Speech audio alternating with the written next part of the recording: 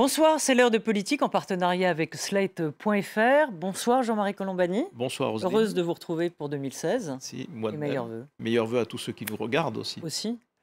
Nous sommes donc à 1 an des attentats de Charlie Hebdo en janvier 2015. Le 7 janvier, jour pour jour, comme le 11 septembre 2001 aux États-Unis, la France a découvert sidérée qu'elle était vulnérable, qu'elle était une cible et qu'elle n'était pas au bout de ses peines et de ses douleurs. Quelles leçons en a tiré dans le fond le pouvoir politique, judiciaire? Eh bien, nous poserons la question à tous nos invités. Dans la deuxième partie, nous recevrons Pascal Horry, qui est historien, et Gilles Kepel, grand spécialiste du monde arabe contemporain.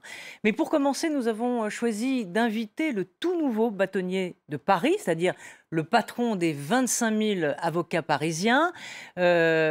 Bonsoir. Bonsoir. Frédéric Sicard. Donc, l'état d'urgence, ça a été instauré après le 13 novembre et il pose beaucoup de questions. Donc, on va en parler avec vous. On va aussi parler de la déchéance de nationalité. La France est encore en état d'urgence, mais le gouvernement va proposer à la fin du mois un projet de loi pour étendre les pouvoirs policiers et judiciaires, notamment l'extension de la légitime défense en créant une irresponsabilité pénale pour les policiers dans les circonstances exceptionnelles. Et ces circonstances exceptionnelles, eh bien, elles se sont passées aujourd'hui, il y a quelques heures, c'était dans le 18e, un homme armé d'un couteau et portant une ceinture qui s'est avérée factice a voulu entrer dans un commissariat et il a été tué par des policiers. Donc là, aujourd'hui, est-ce que aujourd'hui, on voit que cette extension, dans le fond, cette légitime défense, elle est déjà entrée en action? Il ne faut jamais que nous réagissions à vif. On ne peut pas commenter l'actualité sans savoir très exactement ce qui s'est passé dans un dossier particulier. Je ne veux pas commenter un dossier particulier. Mais d'un autre côté, vous venez d'expliquer quel est l'état du droit de notre légitime défense. Les policiers ont actuellement un droit de réponse proportionné à l'agressivité de celui qui s'est présenté. Alors, la question qui se posera, par exemple, dans ce dossier, c'est comment s'est comporté cet individu qui se présentait avec une ceinture factice, quel était son degré d'agressivité qui justifie la proportionnalité de la réponse. Alors évidemment, une loi qui déconnecterait la proportionnalité de la réponse de l'agressivité, c'est une loi qui serait dangereuse. Mais on n'est pas certain que le projet soit aussi dangereux que cela, puisque personne ne l'a réellement vu. Mais vous avez mis le doigt sur la vraie question, c'est-à-dire que quand on dit légitime défense, ça ne veut pas dire qu'il faut attendre que le coup de feu soit parti.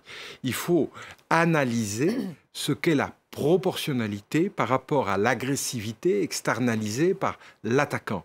Et c'est cette analyse que l'on peut se demander, que l'on doit se demander dans chaque dossier. Alors c'est le travail du l'analyse, juge. les policiers n'ont pas le temps de la faire au moment où ça se passe, on est d'accord. Mais la question n'est pas là. La question, elle est de savoir. D'abord, les policiers sont formés. On a en France des policiers de qualité qui suivent des formations. C'est l'analyse que les juges doivent faire. La question qui se pose derrière, c'est est-ce qu'on veut du droit ou pas? Et moi, ce que je vous réponds, c'est-à-dire que dans bien des dossiers, on vous répondra, mais oui, cette agressivité, elle existait. La réponse, elle était naturelle. On ne va pas interdire aux juges d'analyser les situations. Dans quelle société veut-on vivre? Moi, je souhaite une société pour mes enfants, pour l'avenir, où on dit aux juges, ben oui, regardez comment les choses se sont passées. Et vous savez, souvent, les juges sont compréhensifs. Il ne faut pas non plus imaginer qu'ils sont systématiquement du côté du délinquant. C'est pas vrai.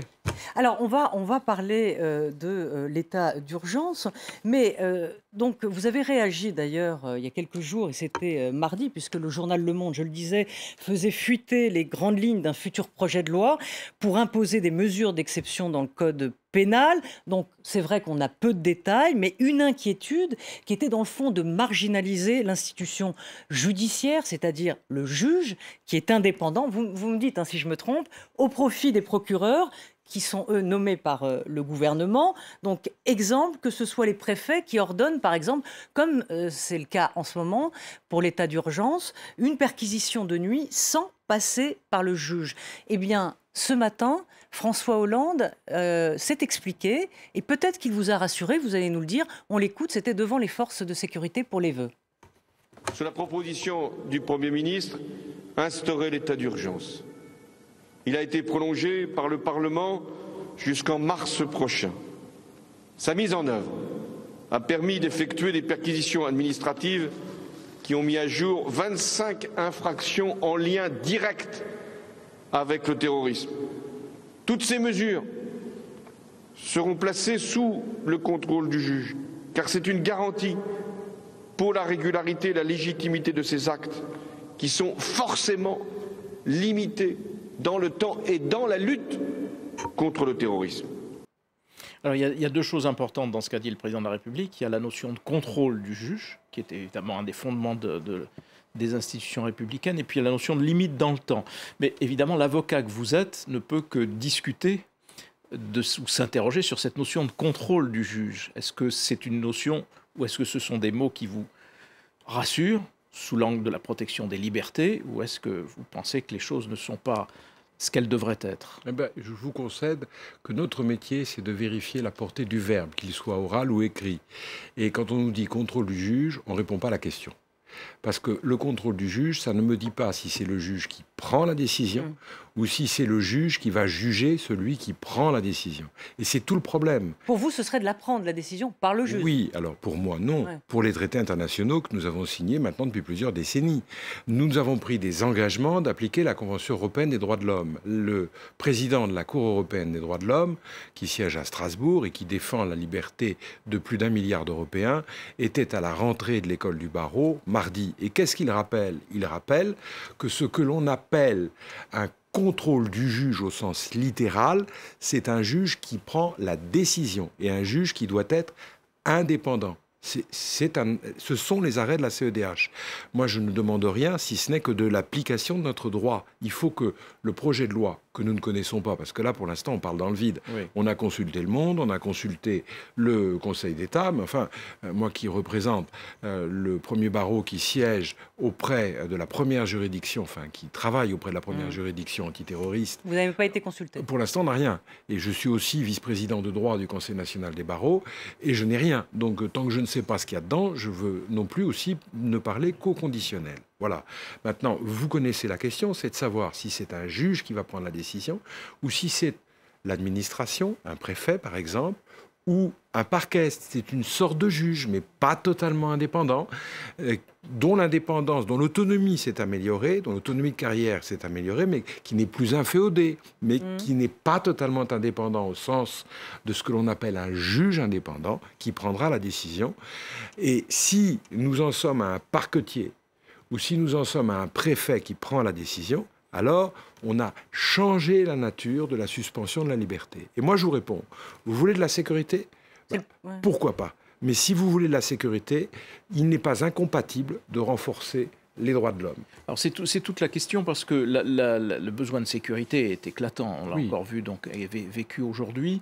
Le raisonnement du gouvernement consiste à dire, au fond, les autorités en charge de la sécurité des gens ne sont pas suffisamment armés. Donc, d'où application de l'état d'urgence, mais l'état d'urgence va s'achever. Et donc, pour pallier cette limitation très, très brève dans le temps de l'état d'urgence, on va essayer de constitutionnaliser un état qui sera peut-être un état de crise, je ne sais pas comment il sera baptisé, qui donnera en effet des moyens supplémentaires aux préfets, aux policiers essentiellement, aux gens chargés du maintien de l'ordre et de la sécurité. Comment vous inscrire vous-même dans cette démarche? Parce que nécessairement, les libertés sont amoindries dans ce genre d'état d'exception ou d'état qui, momentanément, renforce la main des autorités. Parce que ça n'est pas un état pacifié, on est dans un état de guerre, dit le gouvernement. Donc voilà, comment vous inscrivez-vous et comment les avocats peuvent-ils se placer ou se positionner par rapport à cette démarche-là? Alors, votre analyse est parfaitement exacte sous une réserve. Nous sommes en état de guerre, je le crois. Okay? Nous sommes dans une situation d'état de guerre, mais ça ne veut pas dire pour autant que les mesures à prendre doivent nécessairement entamer les libertés. Il n'y a pas de raison de considérer que les moyens supplémentaires, c'est moins de liberté. On peut donner des moyens supplémentaires et garantir le maintien des libertés. Je vais m'expliquer très vite. D'abord parce qu'il ne faut pas confondre les moyens juridiques et les moyens matériels. Cet état d'urgence, c'est parce que nous avions une urgence d'État. Ce n'est pas du tout une critique, ni de gauche, ni de droite. Mais il était utile, utile cet état mais d'urgence. vous allez me laisser juste terminer. Oui. Ça fait une série de gouvernements qui ont la juste analyse de considérer que notre pays est en paix et que l'Europe a apporté la paix. On n'a pas vu venir une autre guerre qui nous envahit et qui envahit l'Europe. Alors évidemment, budgétairement, depuis des décennies, on n'investit ni sur la justice, ni sur la sécurité, ni sur la défense, puisqu'on a d'autres soucis.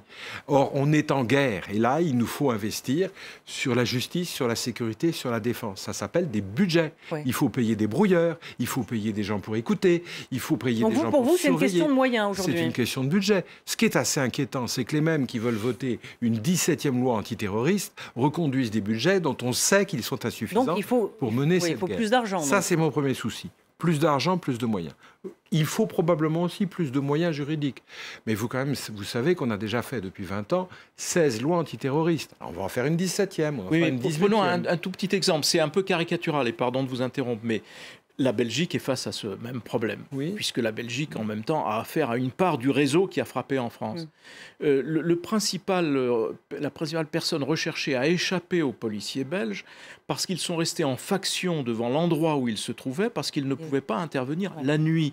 Donc le simple fait des perquisitions de nuit qui sont permises par l'état d'urgence, ça paraît un truc de bon sens. Alors, on peut reparler aussi de la problématique belge, parce qu'ils ont les mêmes problématiques budgétaires. Alors, voyez, vous mettez plutôt de l'eau à mon ils ont des problématiques plus compliquées parce que, pire, en plus, il y a les niveaux de décision qui sont très complexes en Belgique. D'accord, mais néanmoins, maintenant, ils ne pourraient pas intervenir la nuit. D'accord. Acceptons le principe d'une perquisition de nuit. Ce que je suis en train de vous dire, c'est que la question, c'est qu'il ne faut pas que ce soit un parquetier, c'est-à-dire un juge soumis à l'autorité du garde des Sceaux. Soumis à l'autorité du garde des Sceaux, même si nous n'avons pas un garde des Sceaux dictatorial, ce n'est pas la question. Il ne faut pas un parquetier soumis à une autorité politique, il nous faut un juge indépendant qui dise « oui, nous allons faire une perquisition de nuit ». Et puis il faut la possibilité derrière de dire « ce n'était pas justifié », il faut la possibilité de pouvoir plaider pour que l'innocent puisse également se dégager s'il est pris par hasard et à tort dans des filets qui ne devaient pas être mis en place. Eh bien, c'est ça que nous disons. Nous disons, il faut que les avocats puissent s'exprimer devant des juges indépendants et que cette décision soit prise par un juge indépendant. Ça, ce serait arrivé déjà presque un kit des libertés. Vous savez, j'utilise le mot kit des libertés pour éviter de dire le mot habeas corpus, c'est du latin. Mais nous n'avons pas franchi l'étape psychologique de l'habeas corpus. On peut faire de la sécurité, c'est ce que font les Anglais. Il faudrait un habeas corpus en France, monsieur le bâtonnier. Oui, alors l'habeas corpus, c'est on ne peut pas restreindre la liberté sans que ce soit un juge qui le décide. Nous, ça pourrait être en quelque sorte la présomption d'innocence, c'est ce qui ressemblerait, ce qui s'apparenterait. La présomption d'innocence, mais c'est l'idée qu'on peut toujours venir discuter. Vous m'envoyez en prison, mais j'ai le droit d'expliquer au juge qu'il n'y a pas de raison de m'envoyer en prison. Et donc, celui qui va décider de restreindre ma liberté, d'une manière ou d'une autre, c'est un juge, ce qui suppose donc la possibilité de débattre. C'est de cela dont on parle. Et donc, la possibilité aussi d'avoir un avocat, parce que ça, c'est une garantie internationale classique, qui est de dire, si on doit s'expliquer devant un juge, il y a quelqu'un qui est là à vos côtés. Moi, j'aimerais comprendre comment, dans le fond, quel serait votre rêve aujourd'hui? C'est-à-dire plus d'état d'urgence puisqu'il ne sera pas prolongé, mais il y aura cette loi qui fera qu'il y aura une sorte d'état d'urgence permanent.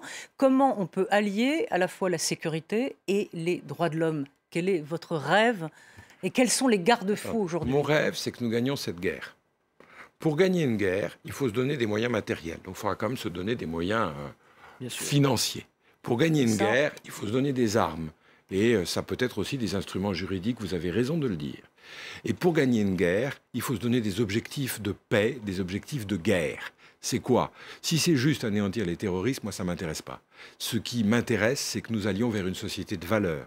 Et ce que j'estime être mon objectif de guerre, enfin ce que je veux pour mon pays, c'est que nous gagnions la guerre des valeurs. Ce que ces gens veulent, les terroristes, c'est que nous revenions à une vieille société rétrograde abjecte du 19e. Sécuritaire. Sécuritaire. Et là, ils auront gagné. Et là, ils auraient gagné. Moi, ce que je rêve pour notre société, c'est une société où le droit donne de la liberté à nos concitoyens. Une fois que je vous ai dit ça, c'est vraiment important, hein, parce que je sais que c'est dur. Il y a aussi la protection des Français. De ce qui se dit. Il faut protéger les Français. Mais protéger les Français, c'est leur apporter de la sécurité. Il faut un arsenal derrière. Et leur dire, quand nous aurons gagné cette guerre, vous aurez des vraies libertés. C'est-à-dire que le jour où vous verrez quelqu'un se faire arrêter, vous saurez qu'il pourra se défendre devant un juge et qu'il aura un avocat. Et que s'il est innocent, il a plus de chances de son côté d'être libéré. Et que s'il est coupable, il ira certes en prison avec une solution adaptée, mais quelqu'un l'aura écouté, il aura été jugé avec de vraies garanties. Vous savez, c'est fondamental et c'est comme ça qu'on va gagner la guerre. C'est très compliqué parce qu'au fond, ça renvoie à l'idée que l'état de droit, ce que vous plaidez, fort bien, ça renvoie à l'idée que l'état de droit n'est pas un état de faiblesse. Or, la conviction de tout le monde aujourd'hui, c'est que l'état de droit dans lequel nous sommes est insuffisant, est un peu un état de faiblesse. Donc c'est là qu'est le cœur du problème, me semble-t-il. Et c'est pour ça que je vous dis, oui, il nous faut de la fermeté juridique. Oui, je vous le dis, ok, d'accord, de la fermeté, mais la fermeté n'est pas exclusive de l'ambition de liberté. Vous me demandiez quel est mon rêve. Moi, j'ai un rêve de juriste. Hein. Il est de dire, oui, faisons de la fermeté, de la sécurité, allons jusqu'au bout des mesures qui sont suggérées, mais répondons également, alors faisons aussi de vraies garanties judiciaires et mettons la BAC des moyens. Et puis, je vais vous dire, vous voulez faire une réforme constitutionnelle, eh ben, arrêtez de nous faire un schmurz constitutionnel. Schmurz. Un schmurz, parce qu'on ne sait pas trop ce que vous allez nous en faire de cette fameuse réforme constitutionnelle. Dites qu'il y a des choses à faire. Moi, je veux bien. On peut parler d'indignité nationale, ce que vous voulez. Mais dites aussi que vous considérez que le respect des droits de la défense, que le respect des droits de la justice est sacré au point d'être dans la Constitution. Introduisez donc, osez le faire comme l'ont fait les Tunisiens, les Brésiliens, les Canadiens. Vous avez remis le prix Nobel aux avocats tunisiens parce qu'ils ont mis dans la Constitution la liberté d'être défendus. Vous leur remettez la Légion d'honneur, le prix Nobel, et en France, vous dites, oh, c'est pas tellement la peine, hein, parce qu'on a l'habitude, vous n'avez rien à craindre, on est des gens gentils. Mais non, allons jusqu'au bout, ayant de l'ambition, ayant du souffle. Cette guerre, on va la gagner si on fait des lois positives, si on fait des réformes constitutionnelles positives. Et ça, c'est un rêve de juriste. C'est un rêve pas politique, c'est ni de gauche ni de droite. Allons vers une société de droit. C'est la formule de Robert Badinter, pardon. Hein. La France n'est pas le pays des droits de l'homme, c'est le pays de la déclaration des droits de l'homme. Ça change tout. Mais justement, il faut que du pays de la Déclaration des droits de l'homme, nous arrivions à ce qu'était le rêve de René Cassin, que nous soyons à le pays des droits de l'homme, parce que moi je crois que s'il est par exemple un grand juriste que nous connaissons, c'est René Cassin. Merci beaucoup, merci d'être passé. Vous êtes donc le nouveau bâtonnier de Paris, donc bonne chance à vous. Et merci d'être venu. On retrouve nos invités tout de suite dans quelques instants, après un flash d'information. Merci, à tout de suite.